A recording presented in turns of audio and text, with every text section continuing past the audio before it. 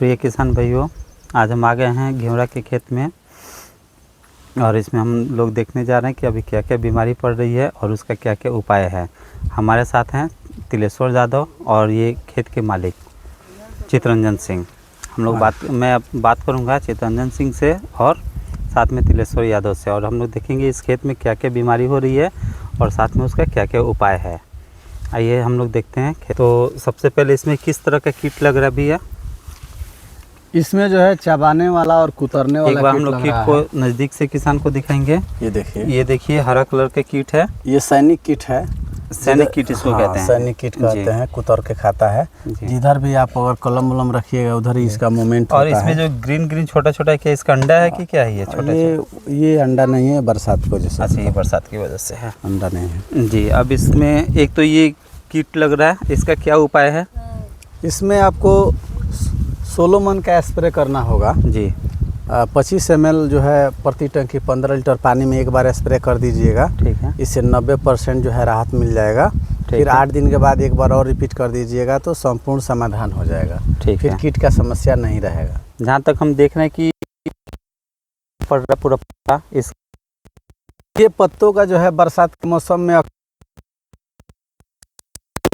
रहती है, क्लोरोफिल पत्ते से ख़त्म हो जाता है। उसके लिए हम लोग एंट्राकॉल का स्प्रे करेंगे तो क्लोरोफिल फिर वापस आ सकता है, हरियाली आ जाएगा। तो दोनों आप जैसा भी सोलोमन और एंट्राकॉल, हाँ, क्या दोनों एक साथ? दोनों ऐड एक साथ कर सकते हैं। दोनों एक साथ करके अगर स्प्रे कर देते हैं तो कीट भी मर जाएगा। और ये हरियाली भी आ जाएगी। हरियाली भी कहीं कहीं पत्ता किकुड़िया रहा, मतलब सिकुड़ रहा है। हाँ, तो वो भी उसके लिए आपको जंप और इमिडा डालना पड़ेगा।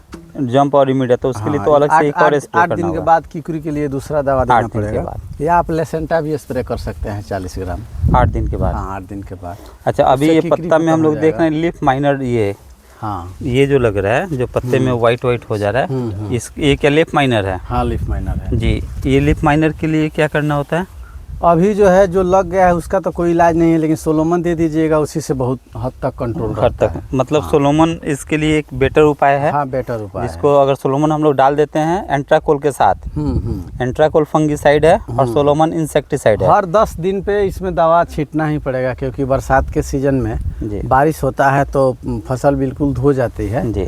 तो 2-3 बारिश होना ही होना है, तो इसीलिए 10 से 15 दिन में हमेशा इसमें एक स्प्रे करना है। टेक्निकल बदल के 2 बार अगर सोलोमन हो गया तो तीसरी बार कुछ दूसरा दवा डालना है। ओके, इस हिसाब से इसमें छिड़काव करना है। चलिए हम लोग बात करें तो चितरंजन जी से। चितरंजन जी, आप ये जो खेती किए हुए हैं, जहाँ तक हमें पता है कि आप बार बार तिलेश्वर जी से राय लेते हैं और इनसे पूछते हैं दवा, ये जो दवा बताते हैं कितना फ़ायदेमंद है वो दवा? लगभग 80% फ़ायदा हो जाता है। फ़ायदा होता है इनके दवा बताने से, और जो स्प्रे करते हैं उसका कॉस्ट और आपका जो प्रोडक्ट निकलता है, तो ऐसा नहीं कि प्रोडक्ट कम निकल रहा हो कॉस्टिंग ज़्यादा लग रहा है, ऐसा तो नहीं होता है? नहीं। मतलब इनका जो दवा है एक मिला जुला कर वो किसानों के लिए बढ़िया है और उससे आपका फसल भी अच्छा रहता है। फसल अच्छा रहता है। ठीक है, और कुछ कहना चाहेंगे? देखिए, ये टेक्निकल बेस कंपनी है, जर्मन की कंपनी है। बायर खुद का अपना टेक्निकल बनाता है। जो दवा बायर हम लोग जो दवा लिखते हैं उसमें टेक्निकल का चोरी नहीं रहता है। ओके। सबसे बड़ा बात यह है, किसान को कॉस्ट तो लगता है, जेब तो कटता है, लेकिन दवा का रिजल्ट 100 का 100 रहता है। कॉस्ट देखिए सर, कॉस्ट एक बार लग जाता है और लंबे समय के लिए बीमारी चला जाता है, और हम तो बेटर होता है। अनुमान में दवा नहीं लिखते हैं, एक बीमारी का एक ही दवा लिखते हैं, एक ही दवा से वो कंट्रोल भी हो जाता है। बायर जो है किसी परिचय का मुमताज नहीं है।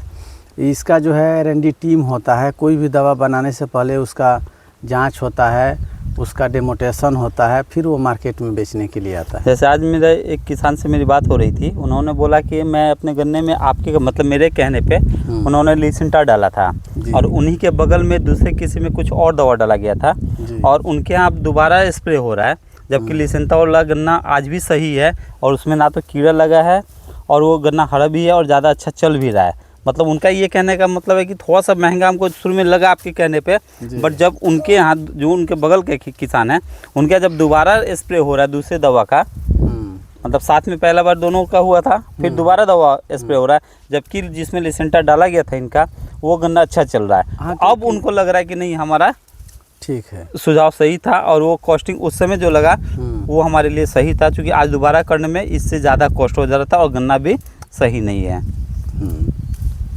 ठीक है सर।